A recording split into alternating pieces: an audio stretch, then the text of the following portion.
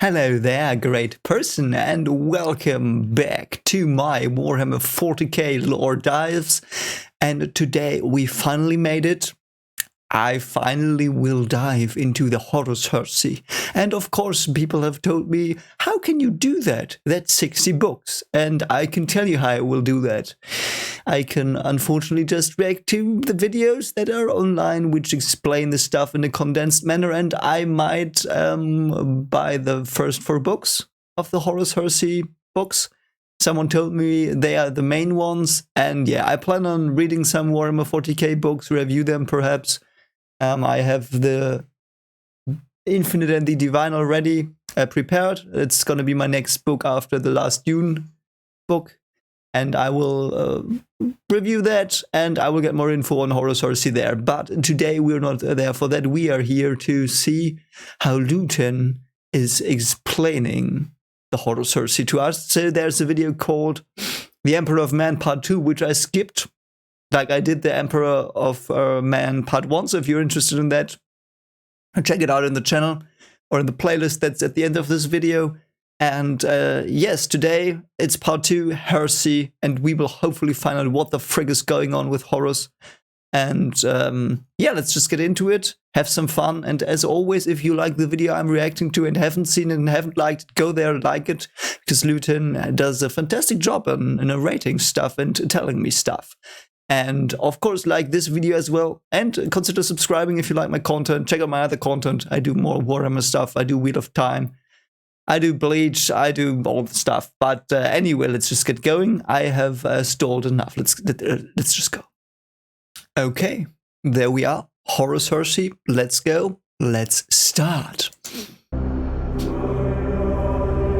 Oh, that's I like the music. I hope it's not copyrighted, and I hope they will not claim this video.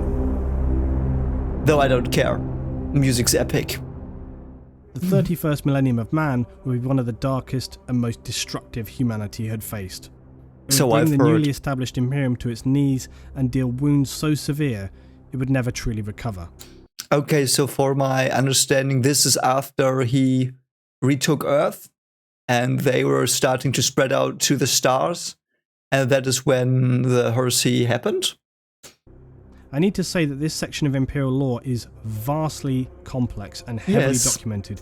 Bearing that in mind, I'll be covering it in a briefer fashion, as specific events can be looked at later in time. However, the 31st millennium is one of the most important periods, as it deals with the fall of humanity as a truly dominant power and the inception of the Imperium that would exist into the 41st millennium. Yeah, okay, let's go. Heresy, yes, there it is. Let's go. I can't wait. Let's go. The Horus Heresy. This was essentially a mutiny by several Primarchs and their Space Marine legions, a betrayal against the Emperor and the Imperium instigated by the War Master Horus Lupercal.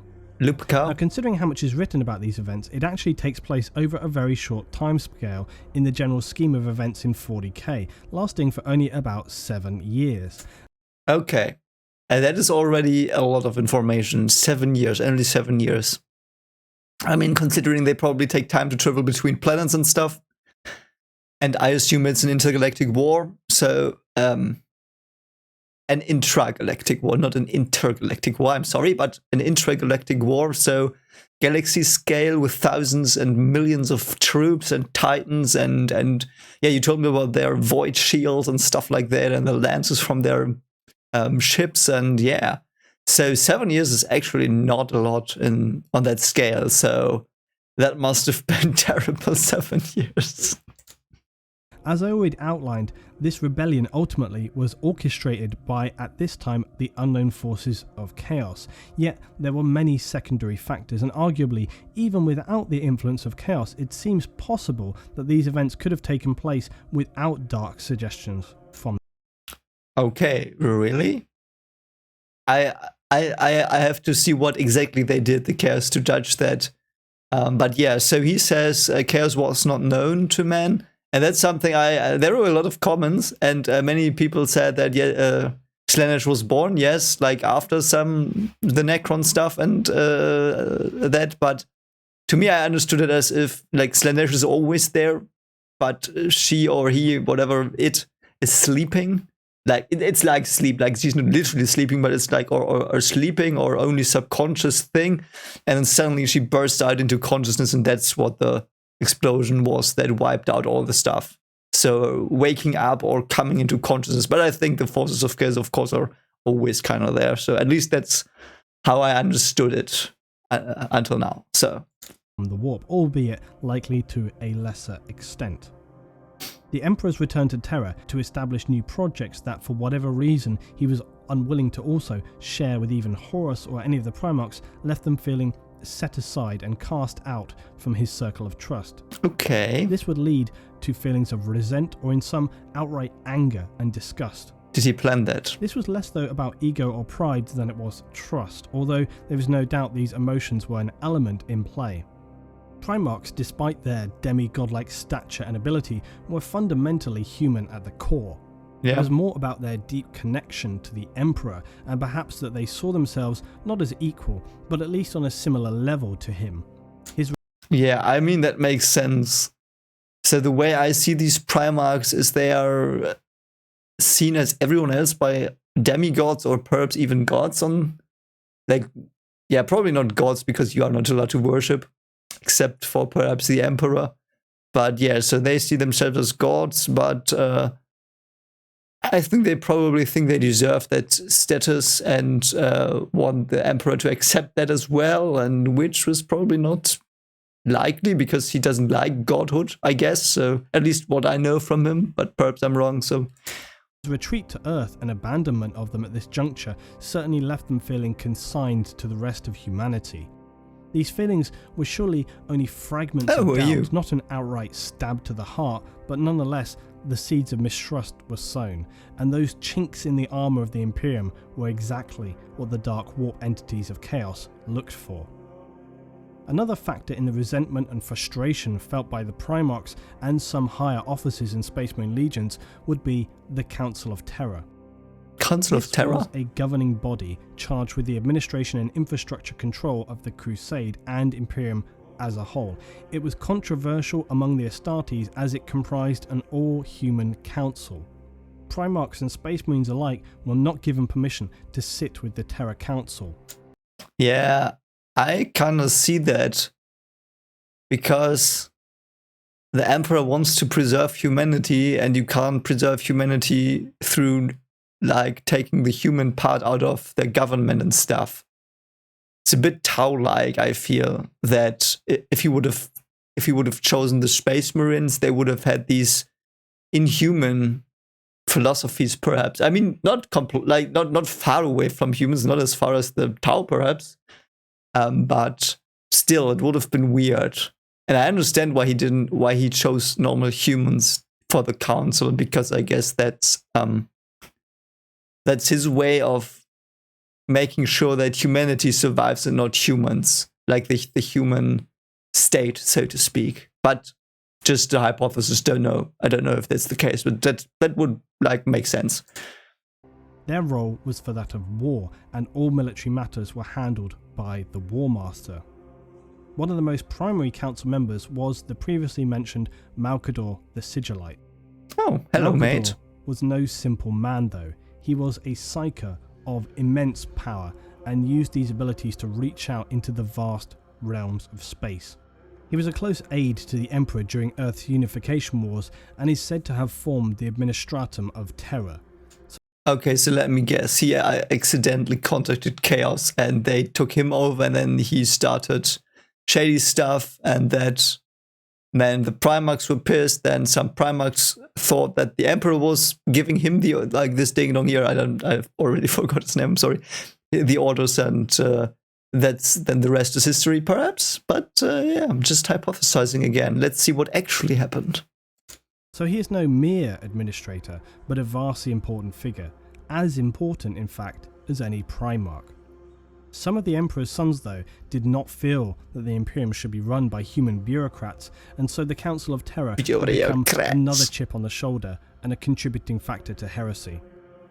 One last and specific act, though, would turn at least one Primarch away from the Emperor and continue to raise doubts in others: the disciplining of Lorgar.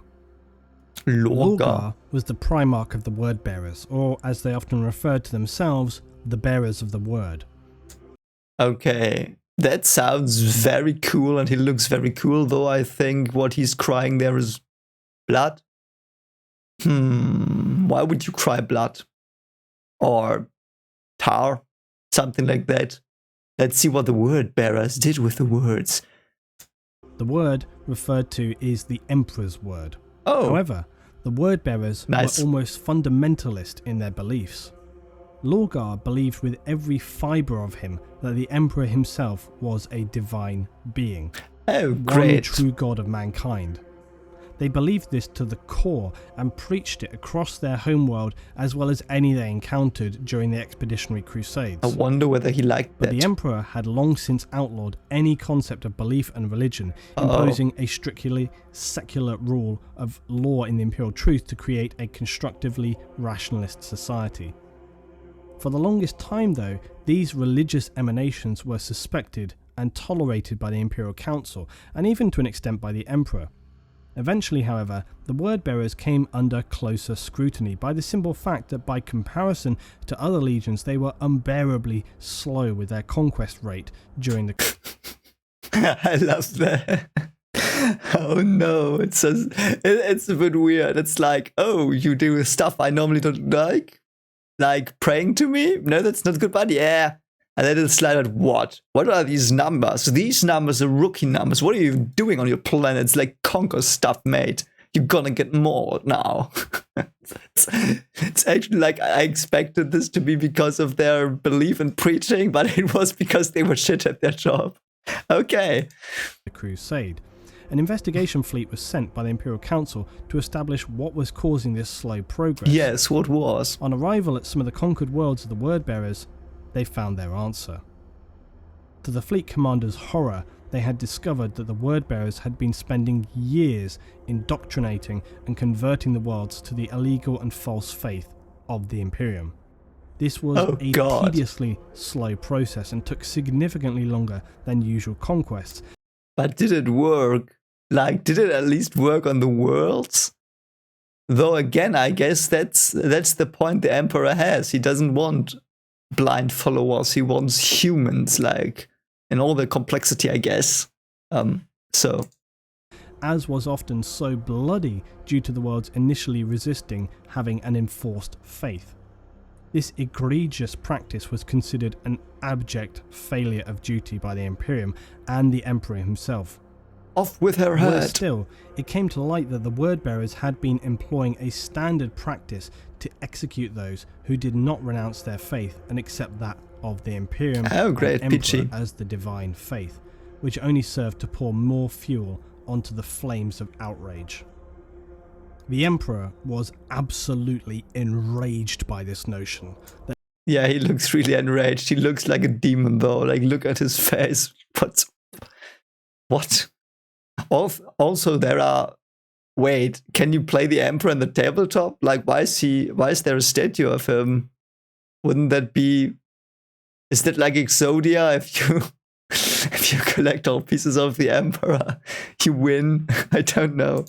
That he should be worshipped as a god, and the actions of the Word Bearers in his name, slaughtering those who refused to accept the Emperor's divinity, stank of the religious excesses that had so often poisoned human history, and the Emperor had witnessed firsthand throughout the ages. Yeah, so the Word Bearers had not only broken his principal rules, but also wasted vast amounts of time and resources. All the worlds they had brought into the Imperium had to be purged in an extremely traumatic process, wasting more lives and more resources. So let me guess, exterminators? Like they just nuke the worlds or whatever they do there? I will still do the exterminators reaction. We'll find out what they exactly do, but I guess they just nuke them from orbit, so they're purged. Or they send the Tyranids there to do... I don't know, of course they don't, but... That would probably purge a planet pretty well, like sending Tyranids there, or like baiting them there. Balance these incomprehensible actions, the Emperor would publicly humiliate Lorgar. How? To publicly reprimand a Primarch in front of his Space Marines and even present humans was an unprecedented act, and it... I mean, he was an idiot. Like, how? What? I mean, yes, it was. That's so weird. Why would a Primarch that's that faulty even exist? Because, I don't know, did the Emperor not give his sons training in, yeah, these are my ideas, spread those please, and not your idiocy? Like, did they not got sat down with him and he just talked to them about stuff? Seems like it was like, oh, you're my son? Hello. Yeah, you do your stuff, I'm great. Just give me more land, more planets. Off you go, bye. Don't care what you do. Oh, actually, I do care. You know, it's weird. It's very weird. Cut Lorgar to the core. In one encounter, his faith was publicly ripped from him by the Emperor, and all the worlds they had conquered were to be purged. Lorgar was beside himself, of course he was, as were all the word-bearers, to not only have their faith burned away, but to also know that all their years of efforts counted for naught was an unbearable burden to carry. Yeah, by the way, how did he strip away the faith? Did he say, I'm not God? Like, what? I'm pretty sure there's going to be a lot of detail about that. So can't wait to find out what exactly happened there, because how did he manage to rip away their faith? That's pretty, like, they are zealots. How do you even do that? I think, like, let's say he's saying, I'm not God, like, they would just say, oh, you're testing us. Like, what? It is said that the Emperor did not want to break and ruin the word-bearers or Lorgar. He was not vindictive in that way. He wanted to merely set them back on the path to being an effective force for the Imperium and mankind. To cure this corruption, the Emperor turned to the glorious Ultramarines and Robert Guilliman, known for his exceptional tact and unflinching loyalty to the Emperor. The Ultramarines were the word-bearers' mirror and shadow alike in so many ways and different in so many others. That's cool. A living example of what the word-bearers had the potential to be. The Emperor ordered a task force comprised of Ultramarines, his elite personal bodyguards, and the Imperial Council regent Malkador the Sigillite. Their mission? To raise the capital city of the planet Kur to the ground. Wow. What? Why? Why? That doesn't make any sense. He just said they were supposed to set them straight. Like, killing all of them would be like not setting them straight. It's killing all of them, so what? A planet of high importance to the word-bearers, who considered its capital, Monarchia, the perfect city because of the citizens' intense religious devotion and the sheer number of cathedrals and monuments dedicated to the worship of the Emperor as the god of humanity. How about you just talk to them? Like, why? Why? Why destroy the city? Yes, you might destroy the city after you understood that they're a lost cause, but Jesus may, just talk to your sons. What's your problem? It's like when you're on a playground and your son finds, I don't know, a frog, and he's like, wants to lick it, I don't know, then you know, instead of saying, no, put that away and take the frog and put it away, you like take a shovel and squish the frog and throw it away, and you know what I mean? It's like, why, mate? Like, haven't you lived through thousands of years? Don't you know humans? Like, why not talk to them?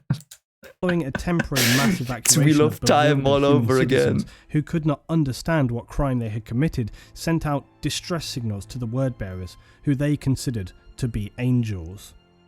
Oh yeah, of course. The Ultramarines then continued their mission and engaged in the orbital destruction of Monarchia. The Word-Bearers Legion arrived to answer the distress calls of the planet, only to find to their utter confusion the Ultramarines in orbit. Why am I punching myself? No, but that's so weird.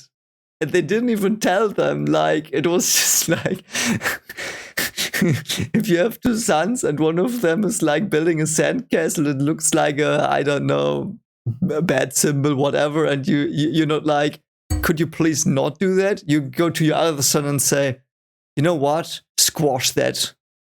Destroy that. And don't tell, like don't talk to him. Just destroy it and go away.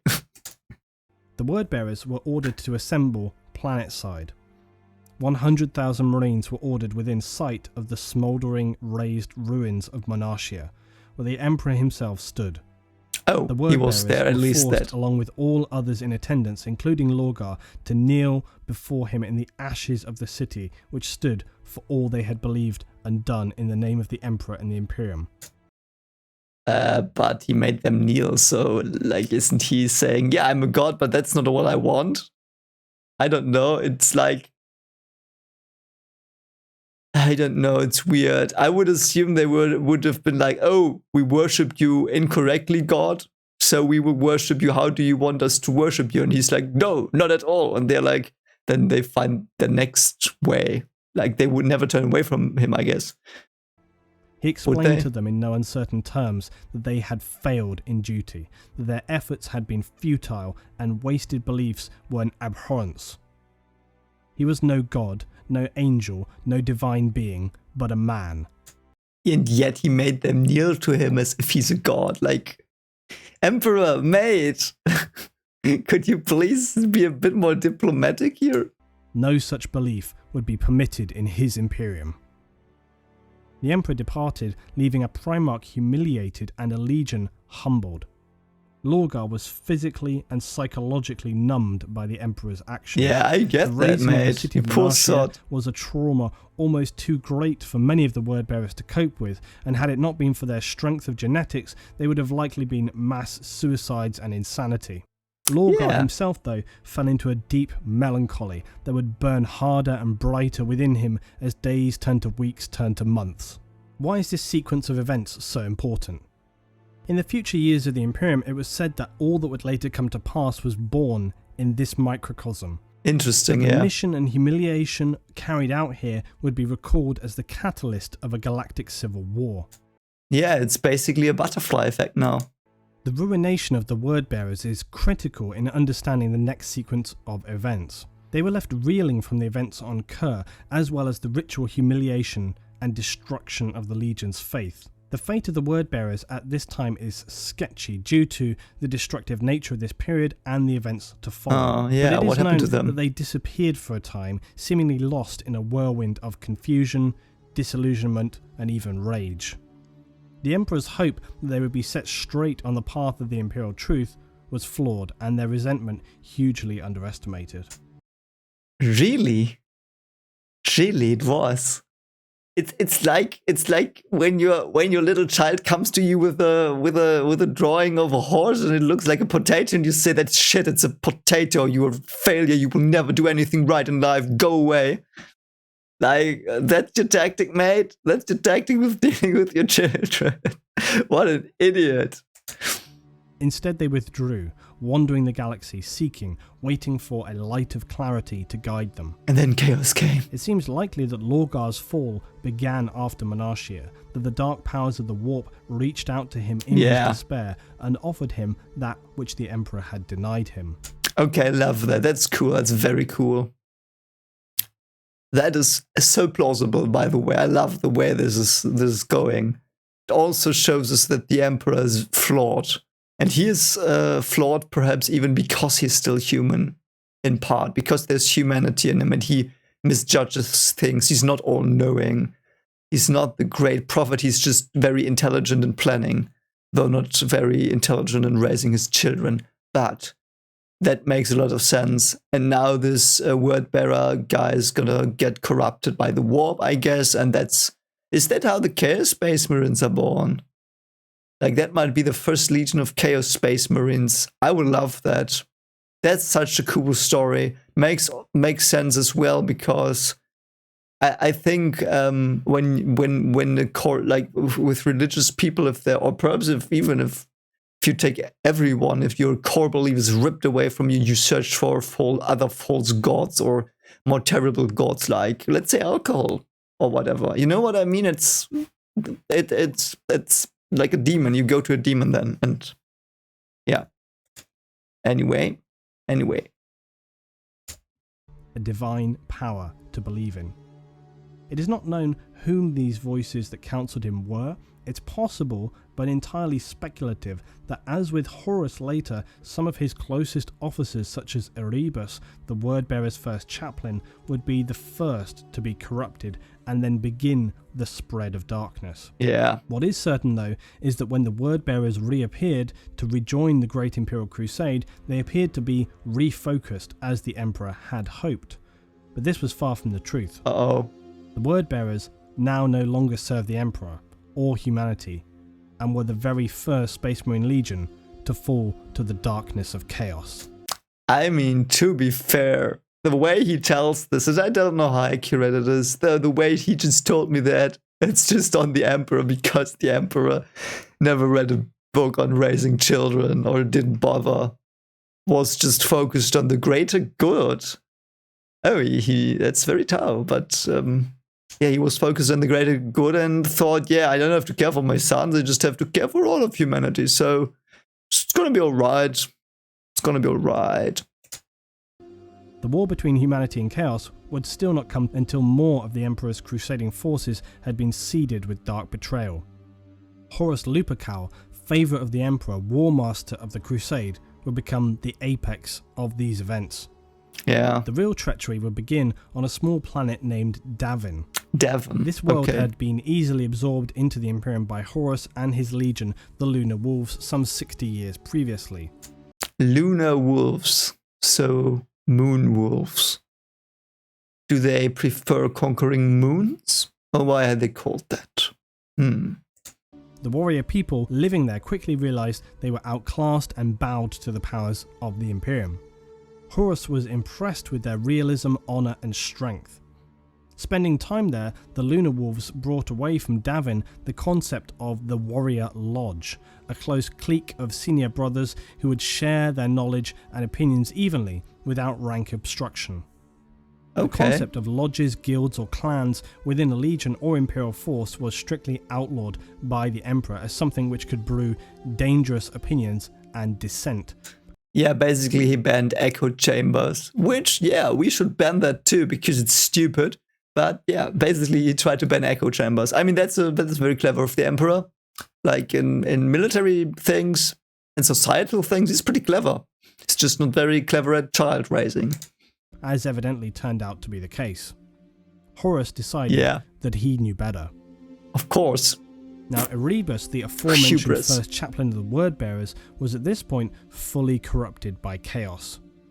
He reported to the Lunar Wolves that Commander Temba, the governor of Davin, and his forces had turned renegade and dug themselves into a fortress on Davin's moon. Okay. Horus led an assault force to clear the moon and extract Temba personally. On the surface, his forces were confronted by the foul, reanimated remains of Temba's outpost, who had evidently succumbed to the chaos plague of Nurgle's rot. Oh no, Nurgle, you bad thing. Gonna cook some zombies. Gonna cook some zombies so they will go and eat the Space Marines. Gonna cook. See, Nurgle likes cooking stuff in his weird kettle that's interdimensional and vast and terrifying and does this to people. It's Nurgle. Good old Nurgle. Skewing them into horrific parodies of the human form. Horus slew the gross... That's probably the way Nurgle saw this. He was just parodying the world. Just doing Nurgle things. He altered Temba personally, but not before Temba managed to strike a blow to Horus using the advanced blade, the Anatheme. The Anatheme, you will recall, was the highly advanced blade stolen decades previous by Erebus from the people known as the Interrex. Yeah, I don't remember that. Perhaps I skipped a bit. I don't know what this is. I'm sorry. I don't know where I skipped it. But perhaps in the last video, did I finish it? No, I think, yeah, I see. I did never finish the Emperor thing because I thought it was basically leading into the Heresy already. Yeah. Okay, so there is a Demon Blade and a theme, you know the what. Weapons appeared to be semi-sentient, as the Interrex claimed the weapons could be instructed to recognize a particular person, which gave them the ability to mortally wound that person. Okay, so it's basically Tower of God weapons. Living ignition weapons. The Intrex did not know how to produce these weapons, but had confiscated them from a Xenos race known as the Kinebrak. Okay. It seems clear that Erebus orchestrated the whole sequence of events on Davin's moon, and potentially worse, had already been corrupted by Chaos even prior to his theft of the Anatheme from the Intrex years before. Oh, great. The distorted Chaos-riddled Temba had been instructed to speak Horus Lupercal's name to the blade. This meant that upon striking the greatest Primarch of the Imperium, it would wound him in such a way as to be beyond even his demi-godlike powers of healing. Okay. Oh, I love that. I like the trope of true name stuff. Which is this, I assume. Why would a name bring power? A name can only bring power with the warp. Like, that makes a lot of sense, that these beliefs that names carry power are some things the warp. It's like the warp is fueling you if you do that. Like, if you name something true, the warp through your mind, because you know it's true, makes it potent or powerful or something. Like, it enhances stuff, perhaps. I think that makes a lot of sense. I know I just perhaps did not make that much sense. I don't know if I could express my idea like fully what I thought, but basically it's like this belief that true names are meaningful or carry power, and of course in this universe, in this lore, that has to be something to do with chaos. Makes perfect sense. The fate of the Anatheme would still have importance in the years to come.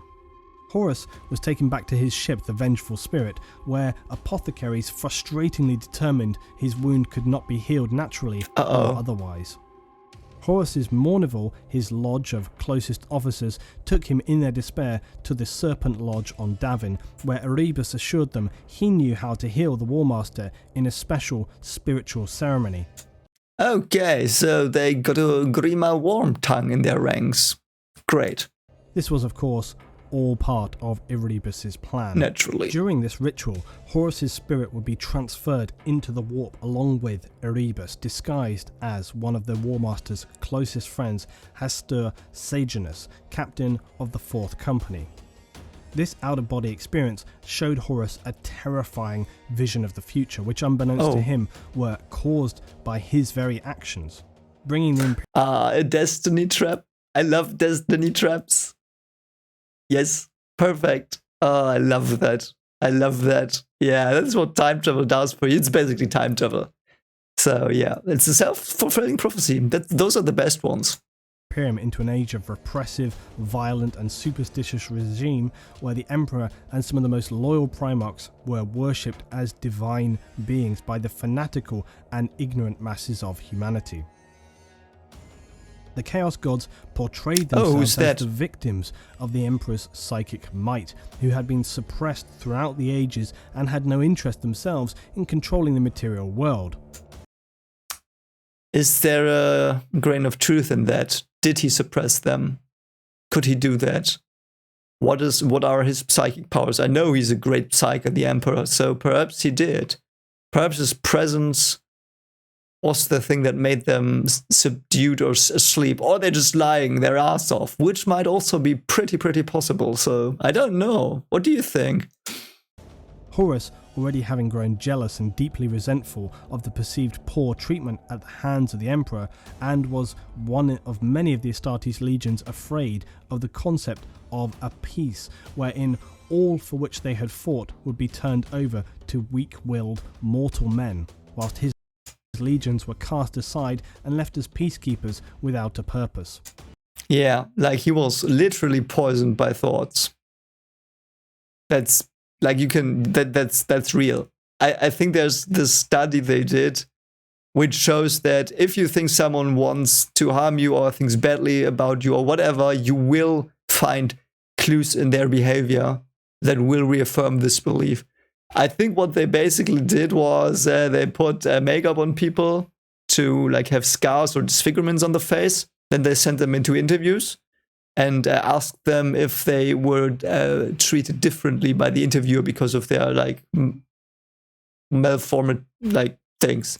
And the funny thing was they put it on showed them, and they put it off without them knowing. So they just went in there and they saw thousands of signs of the opponents, I guess. Not opponents, the interviewers, like judging them and making comments about their faces and their scars, which weren't even there anymore. And yeah, it's a pretty interesting study. So I guess the Horus stuff is like, yes. So if someone's always whispering to you, yeah, he's bad and he dislikes you see that. It's the way you see them. These were the Emperor's wishes. For you see, the Astartes were always a tool to save humanity and bring power back to mankind, not just to subjugate it. Horus, in his weakened and embittered state, was very suggestible and would accept this twisted and misunderstood prophecy. But there was one thing Erebus had not counted on. What was that? Horus's brother, Magnus the Red, Primarch of the Thousand Sons, a legion and chapter who had widely embraced psychers and their unique powers, had continued to study the forbidden arts of warp manipulation and sorcerous powers. The Cyclopean giant of Magnus appeared within Horus's vision, revealing Erebus' true identity and begging Horus not to fall in to the temptations of chaos. That's so cool. Yeah, of course they did research on chaos. Of course they did. They had psychers, of course. Like, they were scientists. And, I mean, they were a high technology civilization once. They are still high technology compared to us, for example, of course. But you know what I mean, the Golden Age is gone. But in the Golden Age, many scientists, they did research. And it's logical that they would still do research because the Emperor is a researcher as well. So, of course, some of his sons inherited that.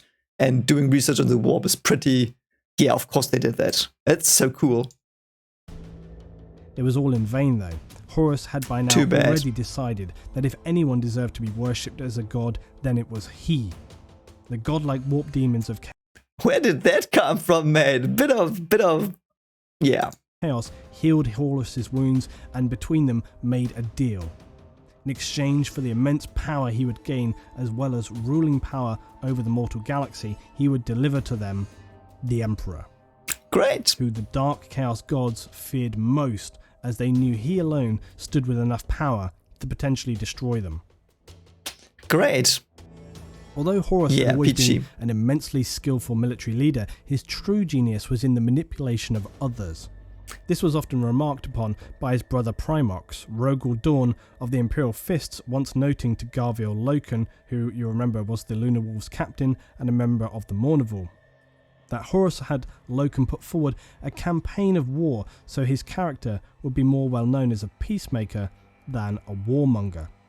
Yeah, great. So he's already a manipulating shitbag, and now he's even more a manipulating shitbag. I mean, he probably did it in good intentions before, like making sure his daddy likes him, I guess. Yeah. Dawn said, "You understand what Horus had you do this morning. He had primed the Mournival to back him, Luetin. He is cultivating the air of a peacemaker, for that plays well across the worlds of the Imperium.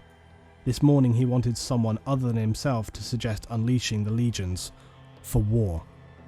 This skill of manipulation would be especially important now. Yeah. It was one thing for the Chaos Aberrations to turn a few men and even a Primarch, but to turn legions and still more Primarchs? The strongest willed and most loyal of the Emperor's forces to Chaos? To backstab them. How would this be possible? You have to Rachel them. You have to stab them in the back and, like, mix up their brains.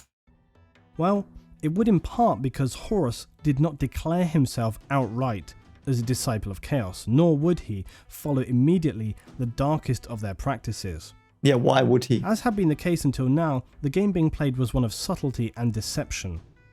Horus began implementing throughout the legions the concept of the Mournival, that he had allowed first within the Lunar Wolves. The Mournival Lodge enabled officers to group together in secret and lay the seeds of discontent and mutiny. Yeah, so he created echo chambers to beat the Emperor who didn't like echo chambers. That's pretty clever. I like the tactic. Like, this shows you that Horus knew what he needed to do to manipulate things and people, like Space Marines. That's very well written. I like that. Like, it's very, very plausible. Horus would also capitalize on the current negative feelings among some of his fellow Primarchs, and then the refracted disillusionment among some of the legions. Yeah. Lorgar and the Word Bearers had already turned to chaos following their world-shattering humiliation by the Emperor. Yeah, so we already have 2 turned. So I think it was 9 that turned. So 7 more to go. Let's see who it was. Horus would engage legions of Astartes, Imperial troops, and even several Mars Titan legions, with the principal concept that Horus now perceived the Emperor, powerful as he was, did not deserve the unreserved praise and recognition of the human race. That's your plan? Your plan's like to say, he's not a god, but a man. Do not trust him. I mean, how? I think it's very possible that he did that. Don't get me wrong, but I would love to know how exactly he did that. I hope that's in the books you told me I should read about the Horus Heresy. I need to understand how this happened, because if this is well written, it's going to be a blast to read how he did it. More Astartes legions would now join the traitors, Angron and the World Eaters, Mortarion and his Death Guard, Fulgrim and the Emperor's children were among the first to side with the War Master. Okay, we've Others got some would more. later fall, including the Iron Warriors, Night Lords, Alpha Legion, and lastly, the Thousand Sons. The Night Lords? That's already a dark name. Like, it already sounds like vampire clan. Thousand Sons sounds cool. Like, is it son in father son, or is it son in like the celestial body? Don't know, but sounds cool as well. They have so many cool names in this world. I love it. It had become clear that the Primarchs were far from the perfect demigod-like human form they were perceived to be. Yes. Although technically each Primarch was physically and mentally godlike compared to a standard human, they still bore all of humanity's virtues as well as their flaws such as ego, greed, envy, arrogance, rage, and more besides. Yeah. That as well. Like, their bodies are modified, but not their brains, I guess. Because most of these human emotions, what am I even talking about? All of these human emotions, I'm so sorry. Don't know why I brain farted there. All the human emotions come, of course, from the brain, from chemicals and synapses and stuff, and certain organs in the brain, like, not organs, part of the brain. So as long as you don't alter your brain, you will be bound to those, enslaved to those in a way. So of course they have that, which is interesting because I assumed that the augmentations they did on themselves were in part on the brain. But yeah, that's something to think about, I guess. That's something to think about. Like, they might have tried to... No, I don't think they would have tried to alter that, because that's exactly what I said before. The Emperor probably wants the humanity in humans to survive. Like, not human as a race, but the idea they are as a race. Like, these feeling, sometimes self-reflecting, sometimes erring beings that we are. And altering that in the brain would defy the purpose of all the things he does, as far as I have understood him. But I might have misunderstood him, I don't know. These superhuman warriors were meant to be the saviors of mankind, but instead, they could be the downfall of everything that had been salvaged and achieved. Yeah, he looks like Henry Cavill here. He just looks like Henry Cavill here. Henry, you can do it. The Thousand Sons Legion would be a particularly tragic story. Oh, they're the Pharaoh ones. Magnus the Red, who you remember had attempted to prevent Horus from falling to darkness whilst experiencing his out-of-body experience to the warp on Davin. Yeah, but they're psychos. They are very, very easy. Not very easy, they're easier to get than the other legions, I guess. Magnus and the Thousand Sons Legion had begun to use psychic powers and warp sorcery as part of their legion's general practices. This was actually outlawed by the Emperor, who was cautious of using psychic power in only controlled services. You know, I slowly get the impression that that emperor like had this list of rules, and every Primarch was like not doing according to his rules, at least in one of the rules cases, or whatever you say. You know what I mean? And that's like, of course, like your children will not listen to you. That's like basically what children are about, I guess. And I really like that it's basically they're like, no, I'm not gonna listen to your rules, father.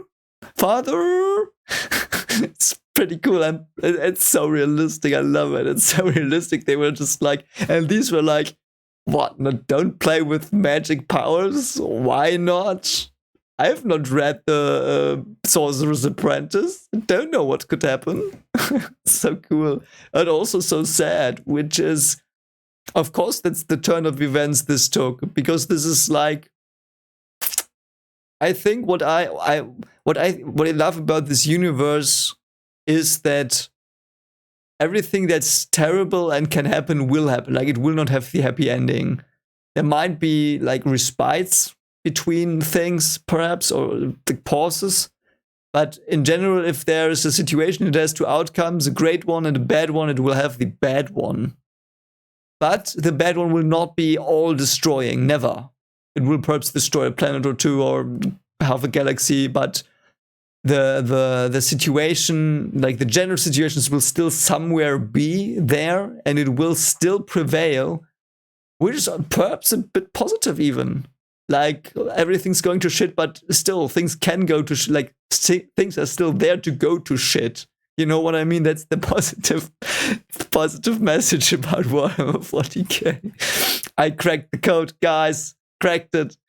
But jokes aside, that's what I think this is about, because this is, well, like they are there. They played with magic, so what can happen is you will thrive and create good, or you will fall into chaos, and you know what will happen then. And yes, of course, then they fall into chaos because it's Warhammer 40k. But they still are there. Still are acting parties. Like, it's not like they were wiped out. They're still there and acting, which is, I love that. I love that so much. It's so cool. It's surprising they chose this path to break with Imperial law. However, it seems that they actually brought a natural affinity for such practices, and as with many things, likely started out small before becoming more widespread. Yeah, of course. In time, many Space Marine legions and chapters would use sanctioned psychers in the new librarian branch of the forces, but in these early days, there was no regulation or established command. As a consequence, many of the Thousand Sons Marines would suffer whole body deterioration, as they would eventually become consumed by the warp powers, unable to control or prevent this. Oh, great. It was for this reason that Magnus the Red was able to travel into the warp and see Horus in his most dire of situations. Magnus, after this incident, was so grief-stricken that rather than physically travel to Earth and speak to the Emperor, which now in hindsight would have been the far better choice. Yes! Talk to each other, you freaking morons! Talk to each other! Don't make the mistakes that the people in Wheel of Time make. Just talk to each other. I love that. I love it. Like, don't get me wrong, of course you saw my reaction just there, what I think about this, but I love it. I love that it makes me think this, because that's a valuable lesson, I think. Talk to each other. Like, if you have problems, like, talk to each other. It's always going to be worse when you not talk to each other than when you talk to each other. Sometimes it's going to be worse. Sometimes it's going to be bad if you talk to each other. Yes, of course. But it will be worse if you don't. And all these stories, and like, I'm one of these stuck-up A-bags who watches movies and goes like, yeah, you know what? You're such an idiot. You should have done this. You should have done this. But that's what it's about. You're supposed to think that sometimes. And that's why I sometimes love horror. That's why they split up. Because you shout at them, don't split up, you freaking morons. Like, if you've seen my horror movie reactions, you will see me go at people like that. So, you know, but that's what it wants us to do. Wants us to see that these are not the solutions that will lead to the best outcomes. Will be horrible. Like, and thinking, yeah, you should have talked to each other. Yes, this anger I have at the Emperor a bit, that makes me shout at him in my mind, mate, talk to your sons. Yes, talk to your sons. That's like a very valuable life lesson. I love it. It's so good. So good. I love it. The writing is beyond impeccable here. I haven't even really read it. Like, I've seen Luetin, who is a brilliant guy. And again, like his video, very cool. And I'm very glad he has these videos so I can learn all this. But I love it. That's how you learn from stories. Love it. God, let's go. He chose to use his psychic power to reach out and speak to the Emperor himself at the Imperial Palace on Terra. But this would shatter all the psychic wards the Emperor had placed on the palace and severely damage the project being secretly worked on by the Emperor. Great. This itself was connected to the psychic paths of the gateways used by the Eldar and previously the Old Ones. This choice by Magnus was catastrophic and a rash miscalculation. His psychic assault on the Imperial Palace, his panic and frustration and anger and trauma gave free rein to the warp and its evil inhabitants to invade Terra. Millions of psykers died instantly as their attuned minds were burned out or demons tore them apart. Oh God. I need to see that. Oh, it's so cool. Imagine that suddenly the demons invade the palace Terra. Warp storms consumed entire settlements, shockwaves flattened structures around the world. Having strictly outlawed Magnus's use of sorcery and refusing to believe that Horus, his most trusted son, would betray him, the Emperor concluded wrongly for the traitor to be Magnus and the Thousand Sons. Oh no! This error would be yet another travesty of judgment among the many during this whole sorry period. And as well, the Emperor is a flawed person because he doesn't see things. Like, they all revere him as a godlike being, but in the end, he's human. He's human, that's his point. He's human, he's very powerful, but he's human. He makes these mistakes as well. And he fucks up here, as far as I can tell. And he's probably gonna go against the Thousand Sons now. Oh God, this is so horrifying. But not in a scary sense, just in a tragic sense. The Emperor ordered Leman Russ and his Space Wolves to engage and destroy Magnus and the Thousand Sons. Oh God, mate, you're so... But Magnus, now defeated physically and mentally, cast out by his father, they were turned away from the Imperium and into traps to entice them into the darkness of chaos. And he was also pretty guilt-stricken after, destroying half of Earth, I guess. Horus was all too aware that there were some Primarchs and Legions too loyalist to ever be persuaded away from the Imperium, such as the Imperial Fists, Ultramarines, Blood and Dark Angels. Horus would instead send these legions far away to the far reaches of the Empire on missions designed to keep them busy, while the traitors would descend on Earth to destroy the Imperium and, most critically, the Emperor himself. Oh God. As we outlined earlier, there would now take place many events which would lead some further astray and for the Emperor to become more aware that something was extremely wrong in the Imperium. Yeah, mate, it's probably too late. Detail later. Magnus of the Thousand Sons was for the Emperor, as far as he was aware, a lone corruptor, distorted by his unlicensed use of the warp. This, of course, was... Yeah, that makes so much sense as well. He was like, mate, I told you not to play with that. You played with fire, got burned, now you're a charred corpse running at me. I mean, I don't see any... why would any other of my sons be charred? Like, you played with fire, and I'm just gonna end you, and then it's alright. Sadly, the extreme opposite of the actual situation, but the extreme destruction and loss of life on Earth after it had been contained, as well as the damage to the Emperor's ongoing Gateway project, would be enough to cloud his judgment. Gateway project? Where did he want to go? Where did he want to go? I hope we get, I hope they will tell me. Down the line, Luetin or Westhammer or Bricky, whoever it will be. But I hope I will get told what this was about. Gateway project, already love it. Horus, though, would now move up to expand upon the early seeds of betrayal in the following campaigns of the Isstvan system. Horus would order the virus bombing of Isstvan III.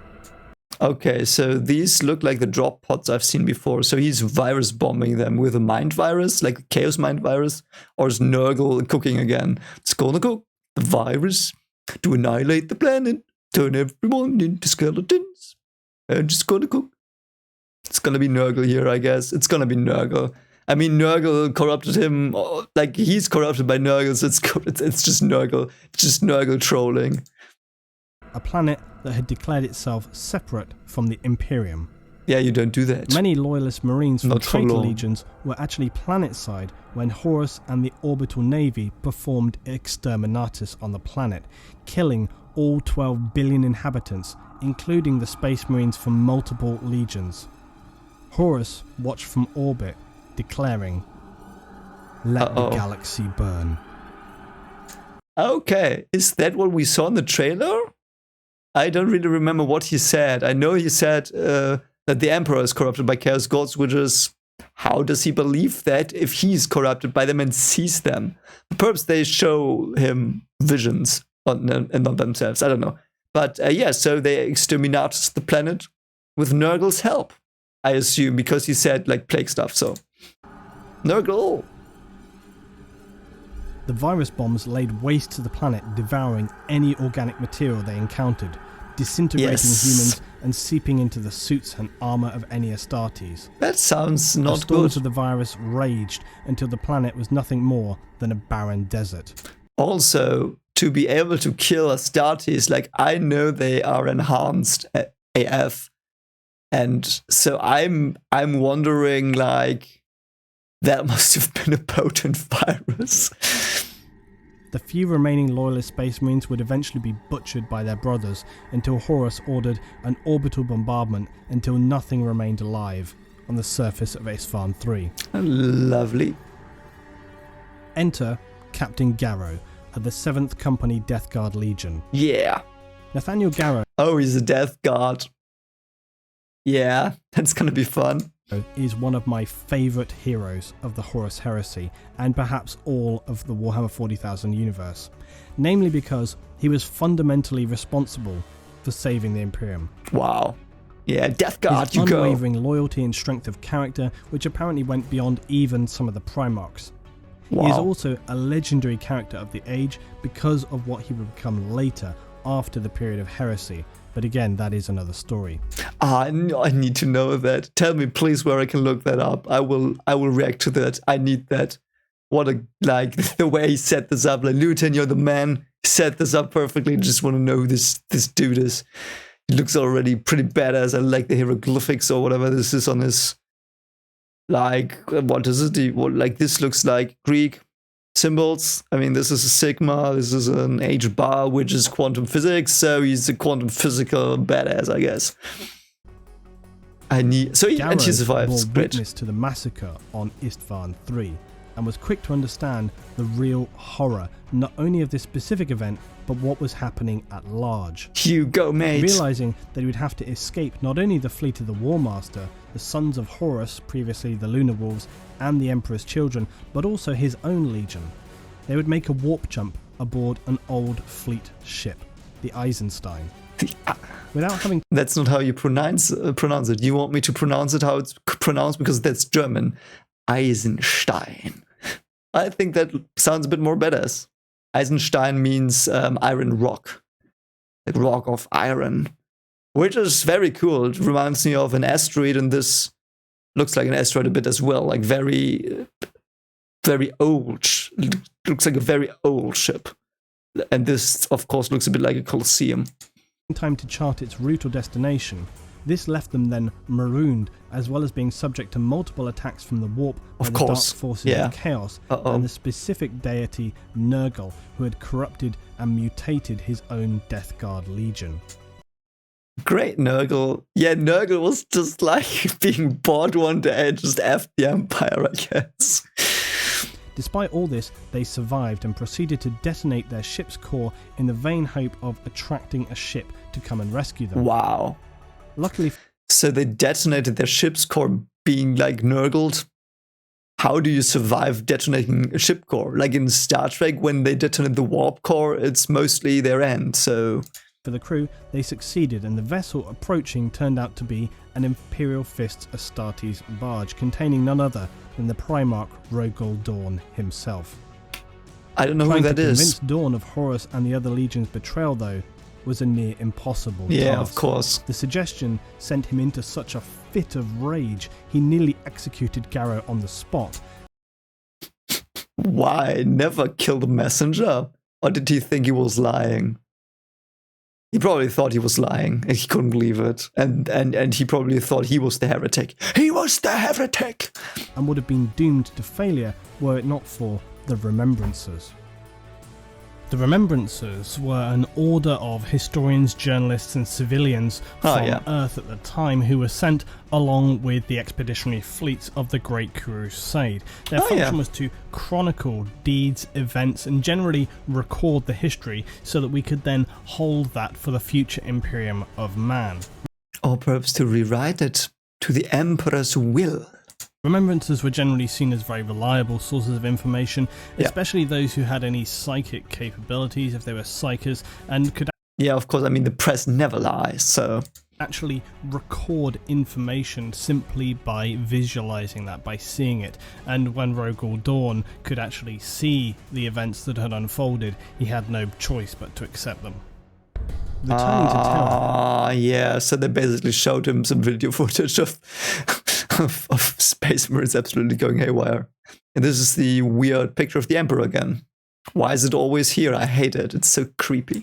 Dorn would speak to the Emperor, and finally the betrayal and heresy would come into the light. Garrow, though, in immense frustration, despite all his efforts, was not able to speak to the Emperor himself, who was stationed on the lunar colony along with the remaining loyalist Death Guard. And why? Why would you not talk to him? Why would you not talk to him again? You see, again, they're not talking. Just talk to each other. Talk to each other. Imperial Navy crew of the Eisenstein. The Imperial forces on Earth considered their presence too dangerous to allow them to roam freely. Horus Lupercal had now extinguished the last shreds of loyalty from the 3 legions under his command, who were now complete in their misguided transition to chaos. His next target in the campaign was Istvan V. Here... but don't they all see that they turn into zombie things? Wouldn't that like throw you off a bit? Like, the Emperor still looks okay and I'm a rotting zombie thing. Perhaps I'm on the wrong side? Nah. Are we the bad guys? You know the meme. He would establish a command post and reinforce his position. The Emperor, now in a fit of despair and rage at the actions of Horus, commanded 7 legions of Astartes to attack and subdue the traitors, and subsequently return them to Terra to face their actions. Why would he not send 10?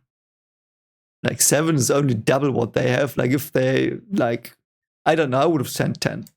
However, unbeknownst to the Emperor, at least half of these legions had already been deceived and strayed from loyalty to the Imperium.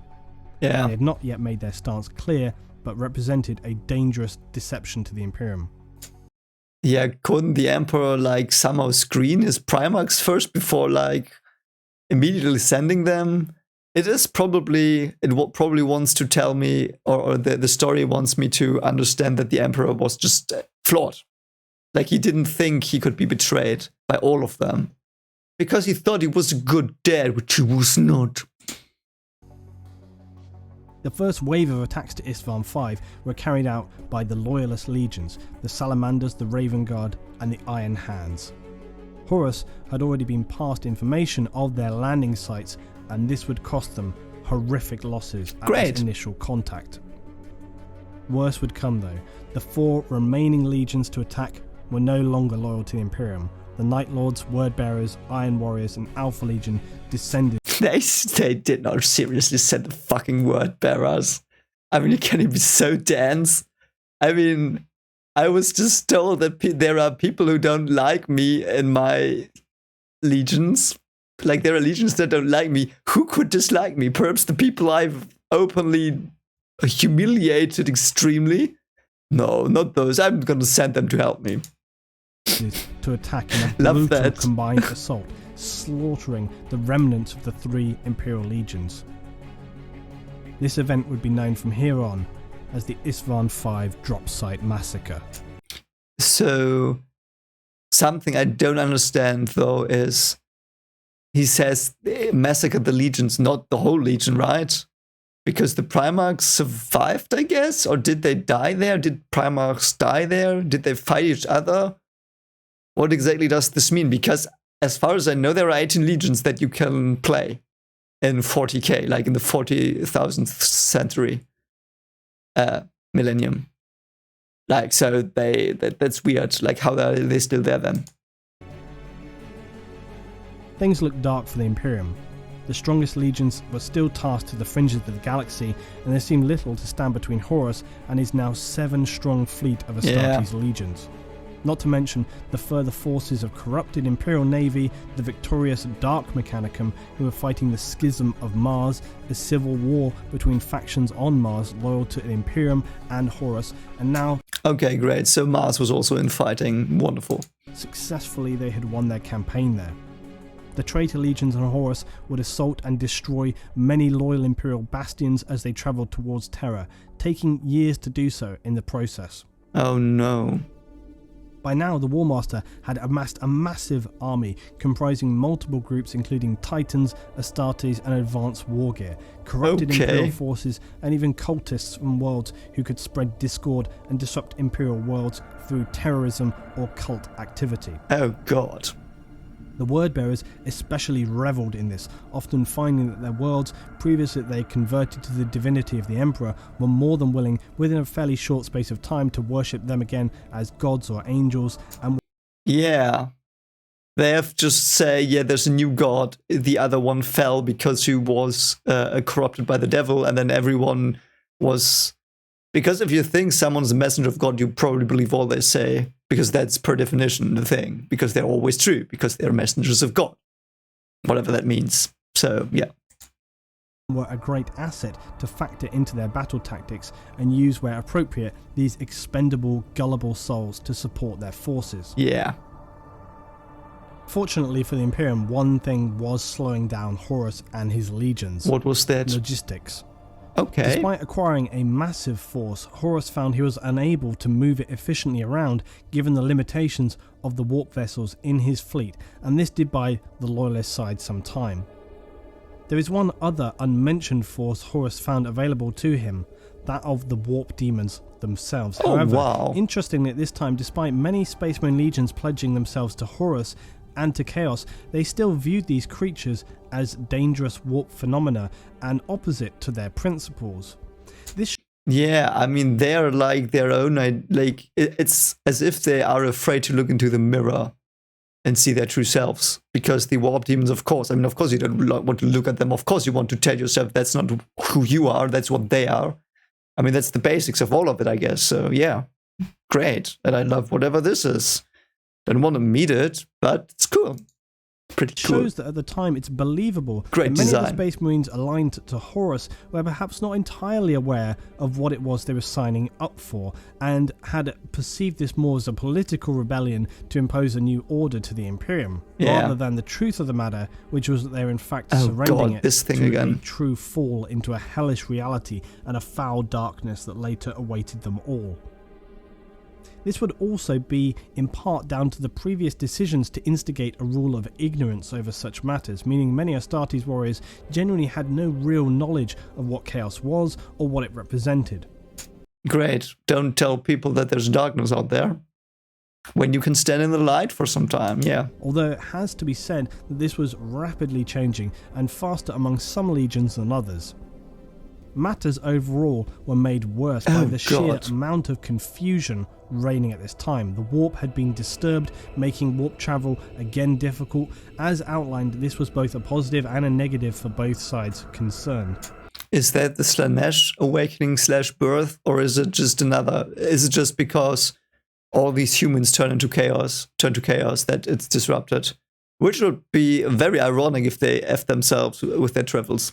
It also made communication difficult, meaning some worlds could not be warned, and meant that many did not know the truth of the matter or who indeed they could trust.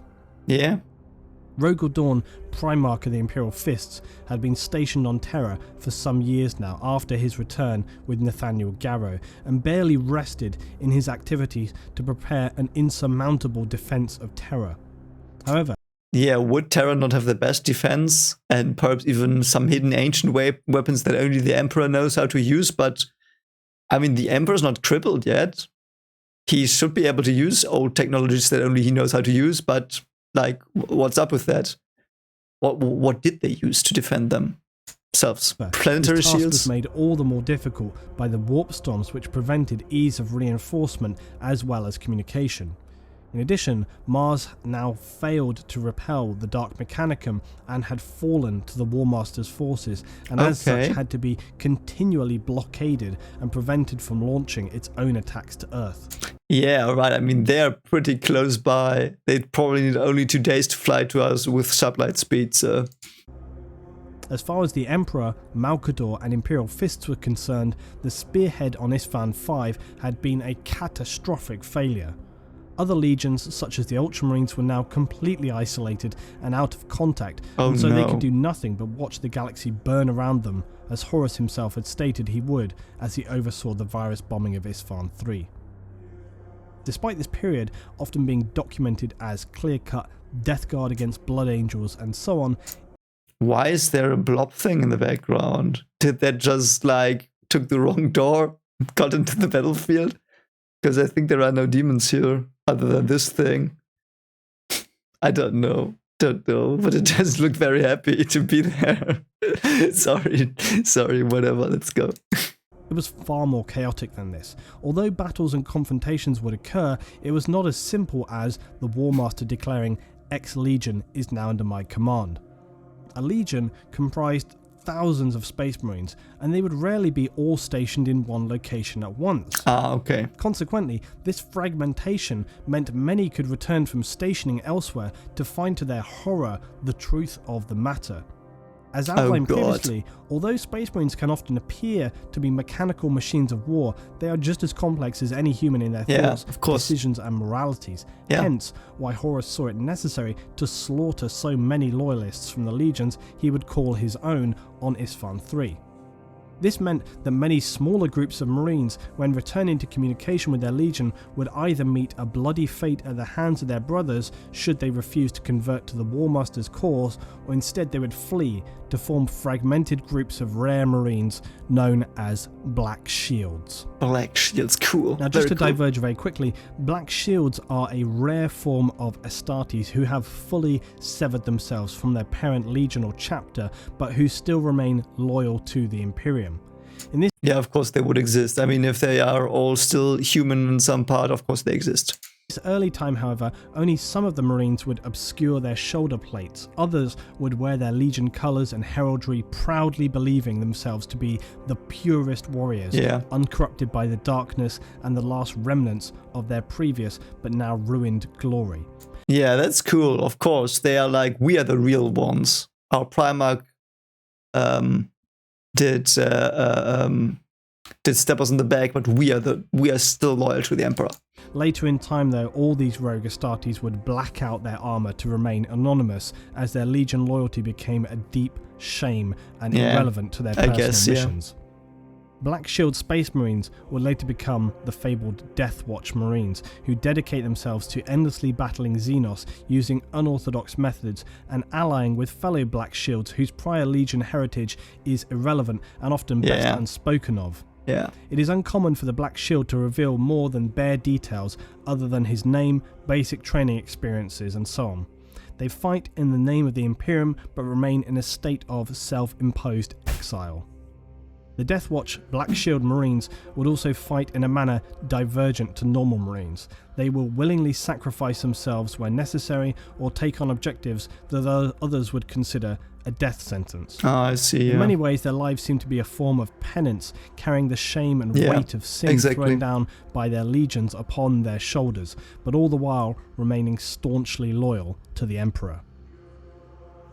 Horus continued his unending campaign of betrayal now, in a bizarre parody of the Imperial Crusade. Each world over which the War Master's shadow fell, a simple choice was given: total submission and surrender, or total destruction and a lifetime of slavery, and ultimately a miserable death. Of course. Like, what else would you expect from the Chaos things at Nurgle? His campaign was also certainly one of fear-mongering and compliance for sibling worlds in a given system. For any world marked for destruction and genocide was never fully extinguished in this manner. It would conveniently allow those survivors who had not simply lost their minds from witnessing the horrors unleashed by the Dark Astartes could convey their experience to other neighbouring worlds, and thereby assuring their near immediate surrender to the War Master's fleet. I see, yeah. In this sense, these near total annihilation attacks on planets by the War Master were not true exterminatus as were seen on Isfahan 3, rather they were a clever and brutal propaganda tool to yet again demonstrate Horus's adept ability in the art of war he had perfected through the years of the Imperial Crusades. Yeah, it's the old trope of, I will let you live so you spread the word. By now, some 9 of the 20 Space Marine legions were under the command of Horus. An interesting but specifically relevant aside to this is to mention the 2nd and 11th Space Marine legions. Why? They would have all records of their existence destroyed. Yeah, I know. No history or explanation given as to their origin, actions, or fate. Yeah, someone told me that is because there were custom legions that you could build in the tabletop, and that's their lore explanation. So the complete and utter erasure of all records of the 2nd and 11th legions is considered by Imperial historians as the most successful edict of obliteration ever carried out. Yeah. However, fragments of information do exist through quoted literature or documents, and it seems that these 2 legions' records were eradicated prior to the Horus Heresy. We have no way of knowing for sure what happened to the erased 2 legions, but it seems likely they were precursors to the events of the heresy. Sure, because every time I ask about them in the comments, everyone is like, no, they don't exist. We don't know. Like Fight Club, like, don't talk about the Fight Club. Don't talk about the 2 legions. The Primarch of the Space Wolves, Leman Russ, is recorded as stating that Space Marines had been previously tasked with fighting one another when speaking to Caspar Horsor, who questioned him. Unprecedented, like Astartes fighting Astartes, like the route being called to sanction another legion. That? No.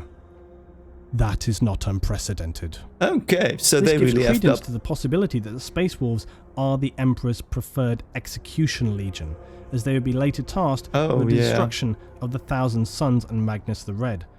Another quote stated that the wolves will be loosed again. This small fragment suggests it is not the first time they'd faced such a mission. Malcador the Sigillite and... Yeah, sorry for pausing there and interrupting him, but... Yeah, so the Space Wolves probably did something to 211. Wonder what they did. Perhaps they saw something they shouldn't have. Rogel Dawn of the Imperial Fists would also shed some fragmented light on this history. Malcador would say, Horus has 3 of his brother legions with him. You have your fists and 13 others. Would that it were 15, mused Dawn. Do not even think it, my friend, warned Malcador. They are lost to us forever. I know, said Dawn. Weird. Very weird. A conversation between Primarch Rogel Dawn and Malcador the Sigillite, and this leads us to speculate that a great darkness caused them to be lost prior to heresy. Yeah. But the most telling of all would be part of Horus's vision during his out-of-body experience on Davin, where he would have, among other delusions, a reminiscence back in time to the DNA laboratories of the Emperor. Oh, interesting. We know that the warp creatures had originally scattered the Primarchs, so it seems entirely likely that this vision was at least in part accurate. Yeah, Horus would describe that. He stopped by the tank with 11 stenciled upon it. The 11th Primarch, feeling the untapped glories that might have lain ahead for what grew within, but knowing that they would never come to pass. Oh, so Chaos probably corrupted them somehow as well. This could suggest that Chaos wanted to demonstrate to Horus that he was not the first to be corrupted, and that where previously they had failed and subsequently were destroyed by the Emperor, he would succeed. I don't think that happened somehow, because it wouldn't make sense that the Emperor is so carefree and thinks it is impossible that legions can be taken over, because then he would already know that's possible. So I think something else is in the bush here, but yeah. I mean, his reasoning makes sense, but I think it makes not perfect sense, so I don't know. These glimpses are interesting, but do beg the question, if such a fate had befallen the 2nd and 11th Legions, why was the Emperor not more cautious to allow such darkness to encroach yes, thanks, and infect his Astartes again? We're on the page with that. Perhaps it was precisely these earlier corruptions which led the Emperor to his course of outlawing knowledge of chaos, the old adage of what you don't know can't hurt you. Perhaps, but I don't think so. No. Yes, that would explain some, but not all of it. Additionally, perhaps the fact that if indeed these two now erased legions were corrupted and then crushed by the Space Wolves, could this have lulled the Emperor into a false sense of security, believing any further corruptions to be also surmountable? No, I don't think so. We could speculate that the Chaos Gods perhaps even allowed these legions to be destroyed prior to the Horus Heresy so as to deliberately misdirect the Emperor into believing them to be weaker or less capable of force than they actually were. That makes sense, yeah, perhaps. Though I still feel that that is a lot of hypothesizing on his part here. I don't think that's the lore, but it's his interpretation of it, which is fine, and I could be, but could also not be. So I will take that with a grain of salt, I guess. There is no definitive answer, this is all supposition, but the possibilities and ramifications are particularly intriguing. Whatever the reasons for these prior events and the consequences they would carry, one thing was now certain. Horus's fleet seemed unstoppable as it approached Terra. Rogel Dawn and Malkador the Sigillite were receiving the fragmented survivors from the Isfahan 5 massacre at this time and begun to realise the grim reality of what they were facing. They hurriedly attempted to contact the Space Wolves and White Scars, who, as they were about to return to Terra, were now engaged by the traitors of the Alpha Legion. Yes, go. This made retreat difficult, but the White Scars were able to break free to return to Terra, with the Wolves vowing to follow them on once they had eradicated the Alpha Legion's force. The Ultramarines similarly had been engaged on the planet of Calth against the Wordbearers. Interesting. Robert Guilliman and the Ultramarines received reinforcements from their vast legion to form one of the greatest forces in the Imperium now left standing, and they would repel the shattered Wordbearers and set course for Terra after receiving their communication from Malkador. Let's go! However, Guilliman realised all too well they would likely arrive too late to make a significant difference, as had been Horus's original intention on posting them as far from Earth as was possible. How does warp travel work time-wise? Like, is it not instantaneous? Takes it always the same time, or is it random? Without it raising suspicion. Now the race was really on, as nearly all the Space Marine legions, loyalist and traitor alike, headed for Holy Terror to determine the final battle for supremacy of the galaxy. Despite all their best efforts, only the White Scars, Blood Angels and Imperial Fists were able to reach Terra before the traitor legions arrived. The Loyalists were also supported with 3 Mechanicus Titan legions and millions of Imperial Guard soldiers. Is a Titan legion just one Titan? Somehow I suspect it is just one Titan, so they had 3 Titans? Their objective was less to defeat the traitors. That task was not in anybody's mind. Their sole task was simple and twofold. They must protect the Emperor at all costs, and they must survive long enough for reinforcements from the remaining Loyalist legions who were still en route to Terra. Reminds me a lot of Stargate Atlantis Season 1, when in the end the 4-part of the Siege, brilliant storyline, when they like just try to hold out until reinforcements come. Battle of Terra, let's go. Let's go. So, yes, I will do the Battle of Terra, and then I think I will stop the video, because we're going for 1.5 hours, and you'll probably not want to hear my ramblings for so long, but yeah, so let's go. Battle of Terra. This is because I've looked at the timeline a bit, so after that there's Scouring Reformation. I don't need to know that probably. If I do need it, tell me, I will react to that then. But yeah, we are just gonna listen to this, see what the Battle of Terra was, and then we know about the Horus Heresy in broad strokes. That's very cool, though. Very nice storyline. I love it. The Battle of Terra began as expected, with mass orbital bombardments from both the surface to orbit and vice versa. Yeah, good. Luna, the Imperial Naval Station, also launched massive attacks with its huge orbital defense system, which sustained the traitors with heavy losses. But sadly... Yeah, so they did not use ancient weapons the Emperor knew how to use. Why not? Is that explained? Please, if it is, tell me in the comments. Not heavy enough to make any significant impact.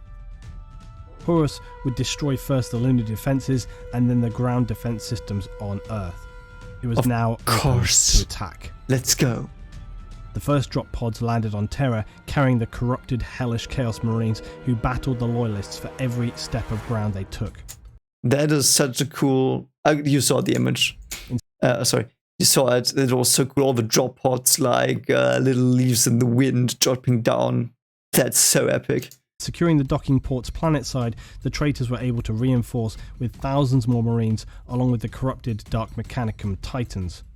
Cultists also practiced their invocations, which brought demons large and small out from the warp and into reality, unleashing their horrors on the Loyalists, both Astartes and Imperial Guard alike.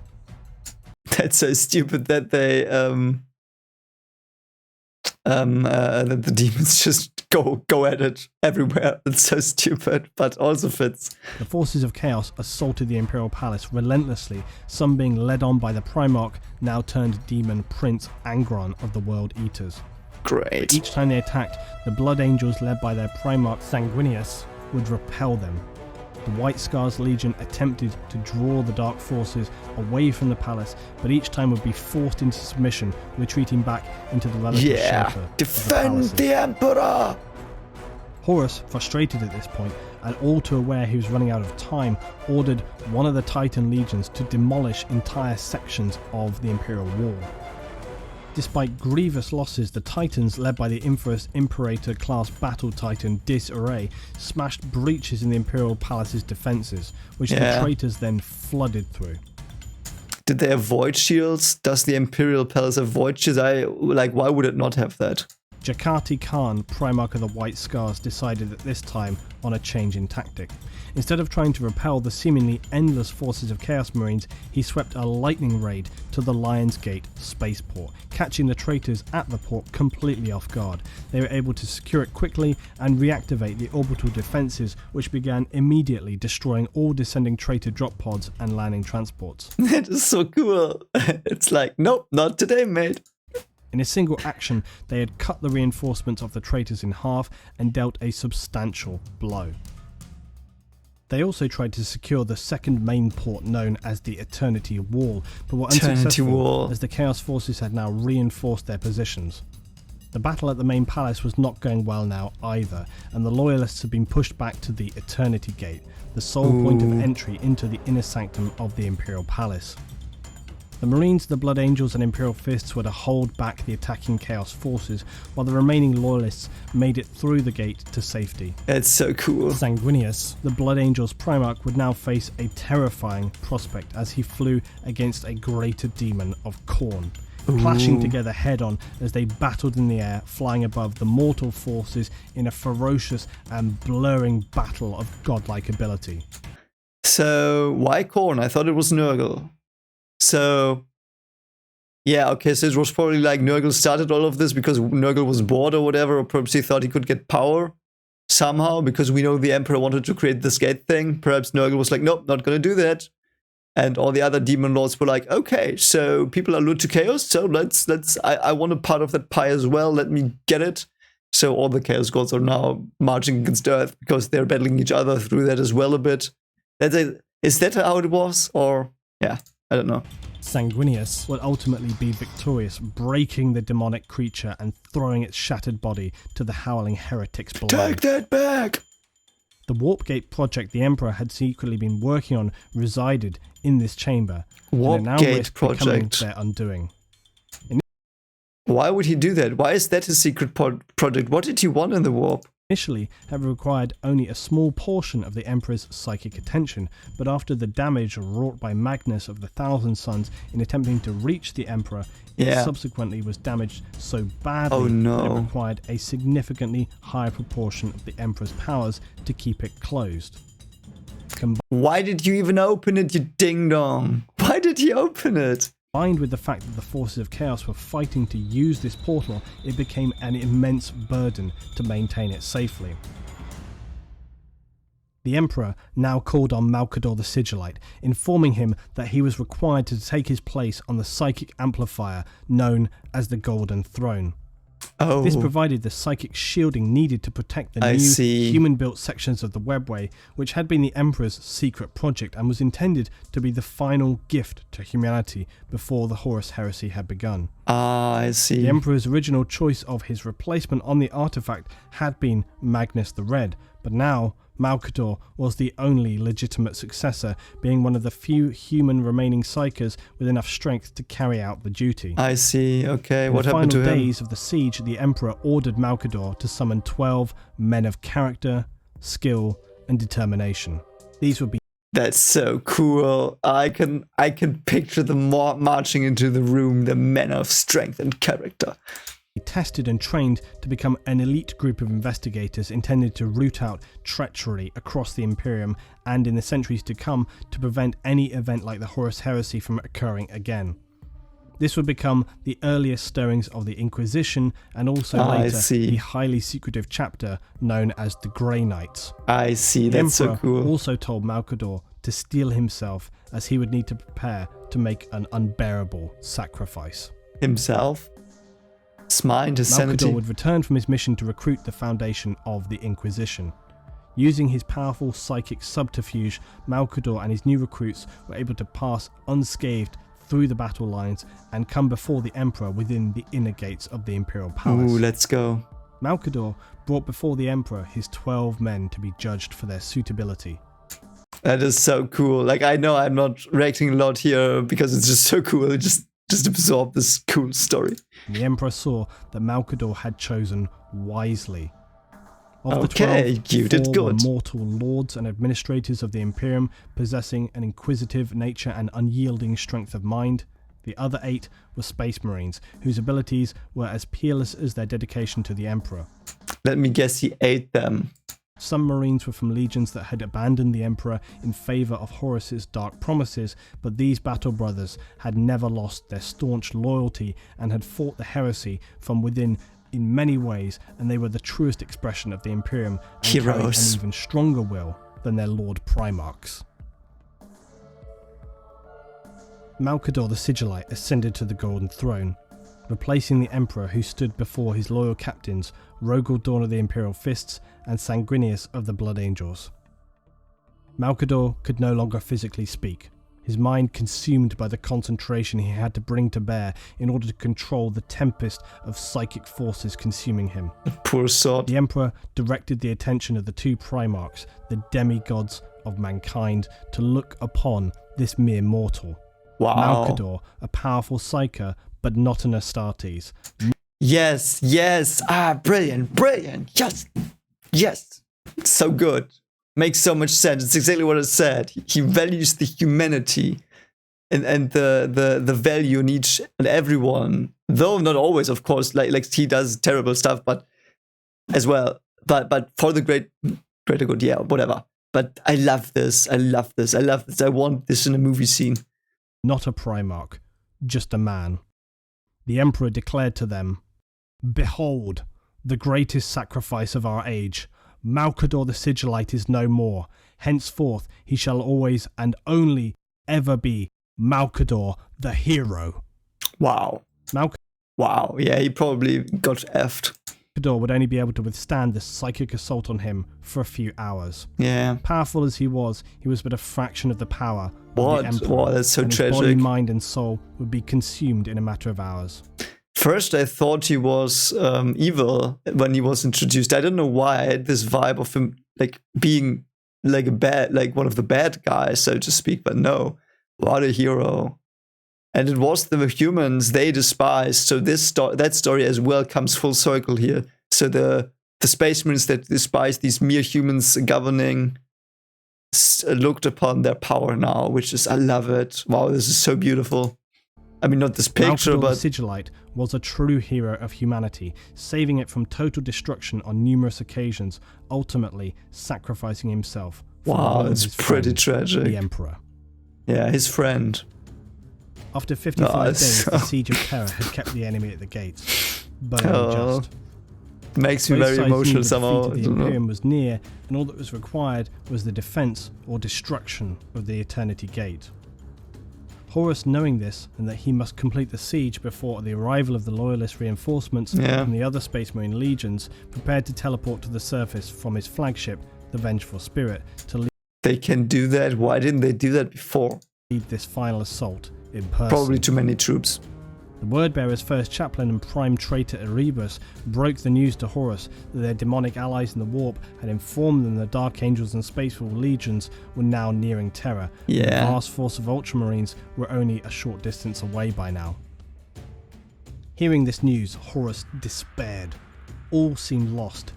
He needed more time to break the most secure enclave of the Imperial Palace, and the massive Imperial reinforcements were only hours away.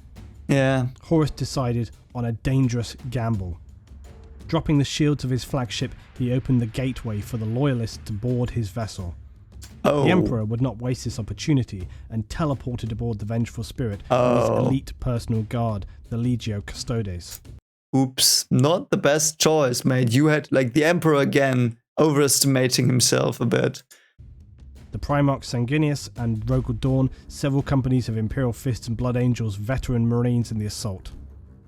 Didn't they know that it was a trap? Scattered now like, that's obviously a trap. If your enemy's flagship drops its shield willingly, it was probably hidden that they did it willingly, I guess. Yeah, that's what probably was. It's probably a detail he didn't put in here.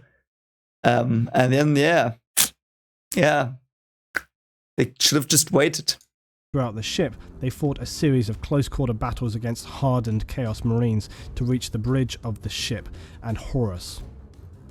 Sanguinius, the Blood Angel's Primarch, reached his brother Horus first. The War Master attempted to turn his previously oldest and closest friend among the other Primarchs to Chaos one last time.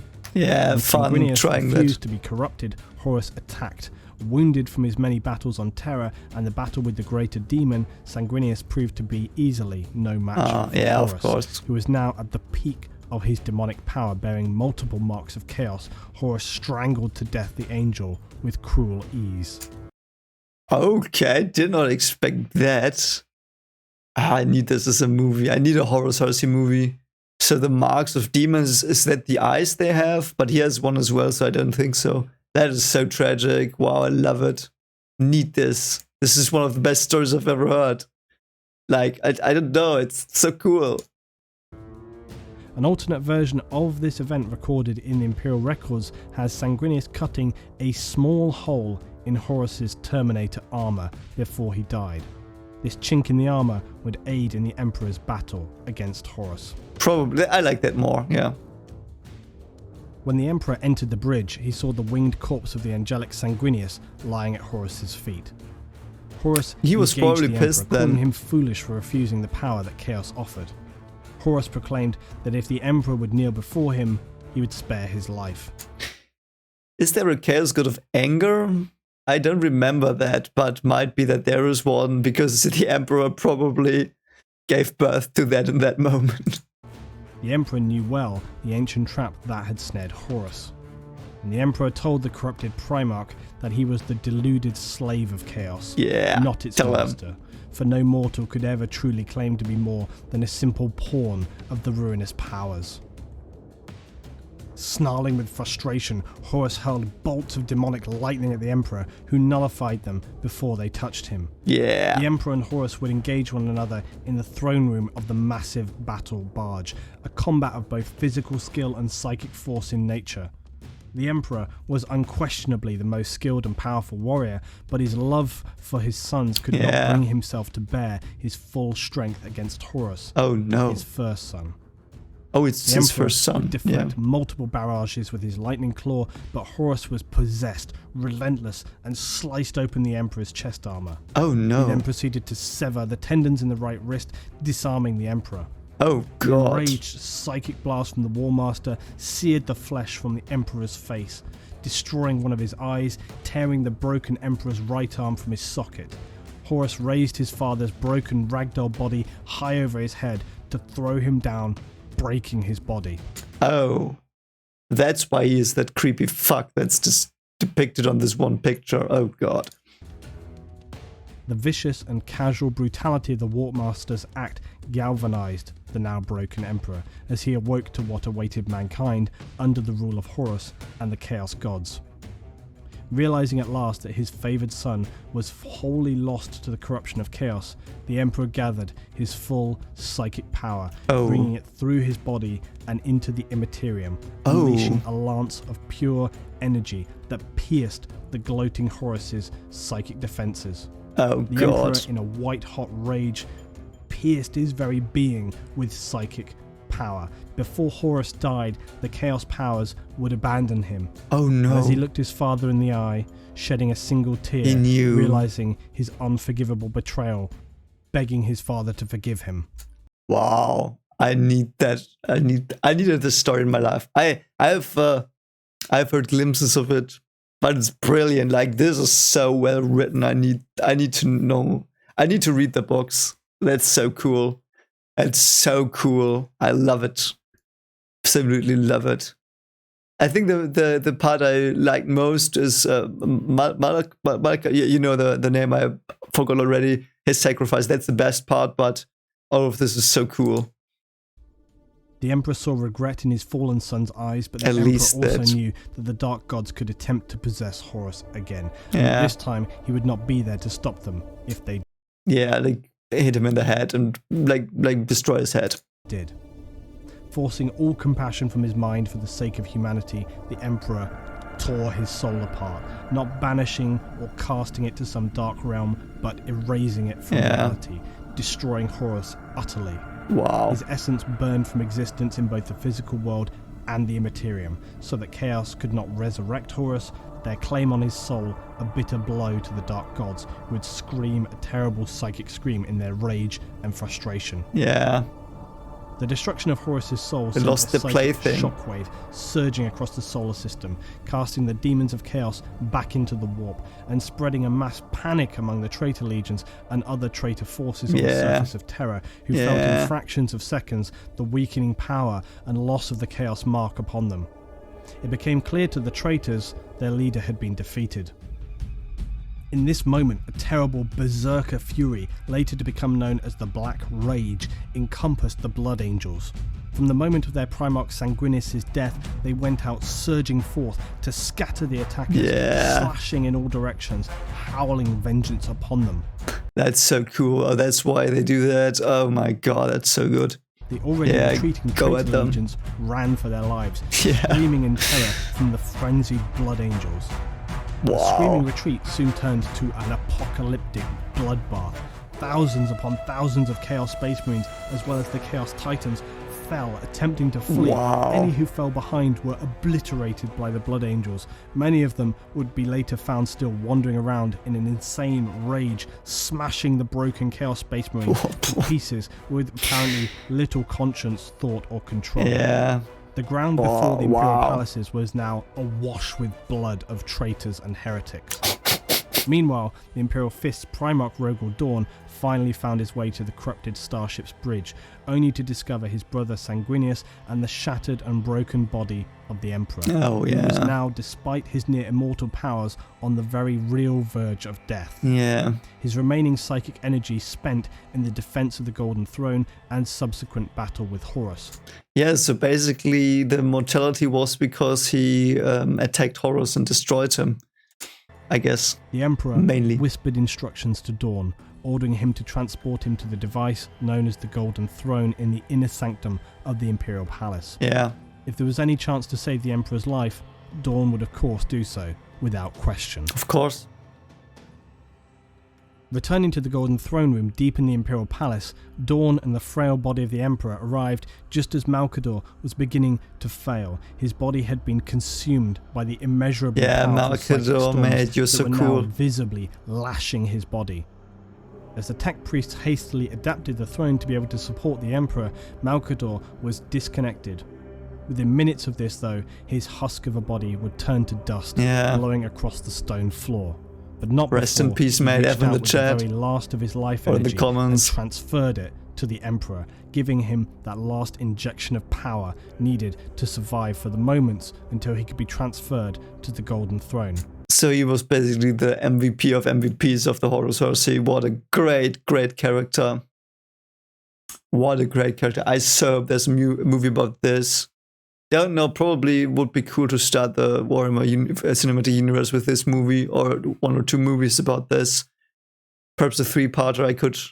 I would have ideas for that, how they could do that. You know, that's they will probably do that justice. And who could play him? I have to look at them again, but I don't know, but yeah, whatever. I'm just so smitten, right? I can't even think. It's so good. Like, this is so good. It's like watching a movie.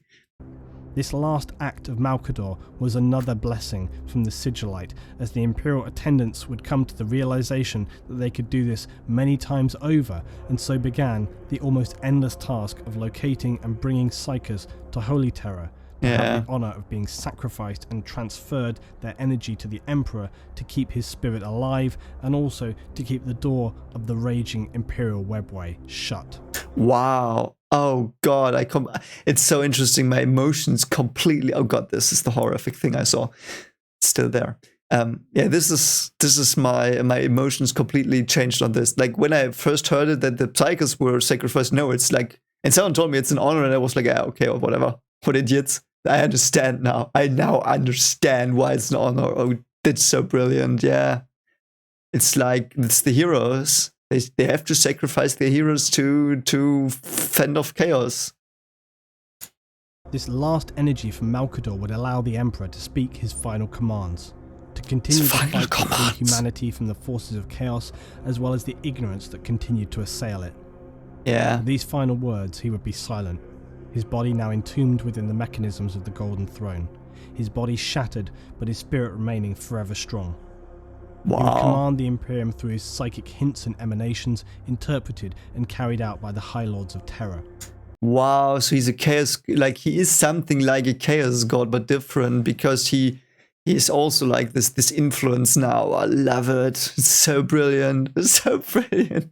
This is so brilliant. Oh god. Far from a broken shell, the oh Emperor man, would this continue is so to support good. the Imperium, protecting them by shielding the webway, keeping the beacon of light, the Astronomicon used by Imperial navigators, shining in the darkness, and some say the Emperor still now battles the forces of chaos on their own plane of existence, keeping the worst and most insidious demons from entering the material world or infecting the minds of suggestible men. Humanity had survived the darkest time, but at what cost? Yeah. Hundreds of worlds stood destroyed or still now infected by the insanity of chaos. Yeah. Half the Imperial forces had turned traitor and now began to retreat into the dark depths of the galaxy or the Eye of Terror itself. Many previously prosperous worlds were now considered unsavable, and consequently Imperial fleets would arrive to perform exterminatus on these damned worlds, destroying all life on the planet, reducing it to an orbiting rock. The Imperium itself, despite the Emperor's best wishes, would struggle to maintain the sense of bright order once enjoyed during the Crusades. Now it would enter a difficult period, in many ways not too far removed from the 21st century, where states of repression and ignorance were often widespread and caused many of the problems they would face. Yeah. The Imperium operated on a new level of suppression of its citizens, and in many ways it's hard to really find fault with this rationale. Oh god, I just realized as well, that's why they permit, like, oh, that's so good. Oh, it's so good. Oh, I just realized it. That is so good. So the Emperor didn't want to be worshipped as a god because he wanted humans to be free, I assume, or humans, like, he wanted to be humans. the people left behind, you can say that, I think you can say it, left behind by him after he like fought this harrowing battle and kind of merely won, even though it would cost, but whatever, but to probably also to honor them, they still have the decree of don't worship the emperor because that's his will, but they need him. And he is now a god. Like his psychic energy probably became something akin to a god in the chaos realm, in the warp. And they have to let it happen to save him and themselves and humanity, to allow that. And they still have the rule that it's not allowed, and it's so brilliant. I love it. Love it. It's so good. Just so fucking good. Given the severe blow to their military power, the Lords of Terror and remaining Primarchs needed to hold everything together amidst a crumbling empire. Yeah. A still angry and battling traitor force who was still present throughout the galaxy and Imperial systems. Worse still was that the Xenos forces such as the Orc, Eldar, and later Tyranids would seize on this opportunity to exploit humanity in its weakened state and would descend to ravage Imperial worlds that were unable to be successfully defended during this time. Despite all this, the Imperium of Man would stand strong, and whilst far from the perfect empire the Emperor had sought to create, it would still represent humanity's best hope for survival. They were not cut off and isolated as they had been during the Age of Strife, and in some respects would regain much of their strength in the coming 10,000 years. Yeah, wow. Yeah. I mean, as I said, tell me if there is... Wait a moment, I have to... Okay, so please tell me if like, because it feels wrong to continue here, because this was like a movie. I'm so done. It was so good. I have never heard an audiobook. So it was like an audiobook. Like, Luetin, you are so brilliant. I love you. Very good. I had the feeling that I experienced the movie just now. Because I imagine all the things in my head. Then same as when I read Wheel of Time, for example. Like I live there. Like I just lived there. I just lived there through this heresy in my mind, and it was incredible. Like I feel like I was in a movie. Like I've not had this feeling of having been in a movie after listening to audio book stuff. You know what I mean? It's mind-blowing how good this was. Loved this. Absolutely loved this. Like this was peak. And again, Luetin, his job on this, I'm sure others did a good job as well. Like I did the poll and you decided Luetin, but I know why. This was just peak. This was peak. Like, I love it. I love it. Can't tell you how much I love this. Like I have to go probably to sleep now, or to do something else because I'm tired, had a long day, but I would love to just keep watching these videos, just get these stories in, and they are so deep. There's so much to get from them, so much to learn from them. I love the characters. It is just, don't know what to say. I'm speechless now. Like, it's hard to form thoughts. I have to digest that. So, yeah. Next will be Hell's Reach, I guess. And someone recommended another video from a pretty small channel, and they said they did a good job and stuff, and I might look at that. And I have like 200 videos on my list just to watch about this brilliant universe. And yeah, this was incredible. Like, don't know what to say anymore. Like, I feel it would not be enough. And like, this was 10 of 10. Like, brilliant stuff. But this is what this channel is about. Like, I look for good stories, and this is a good story. So that's why I'm here and doing this. One of the reasons. And yeah. So anyways, if you like this reaction of mine, sat through my ramblings as well, thank you for watching. And thank you for supporting me. We're 1,700 subs. It's so unbelievable. You are all so awesome. And thanks for all the comments. I try to answer them. Sometimes some slips through. I'm very sorry about that. And sometimes when I have a lot to do, I can't answer to them like in a timely manner. And I'm very sorry for that. I try my best. I read all of them. But when I answer, like I take my time then. But I make sure I read all of them. So yeah, if you like this, consider liking and subscribing for more content like this, for more thoughts of mine. And yes, tell me if you want me to react to the great scoring, whatever that means, and Reformation. I don't know that word. And after that, we'll go somewhere else in this universe. But I'm done. Whatever. Thanks for watching. I hope you have a brilliant, beautiful day, and see you soon. Bye.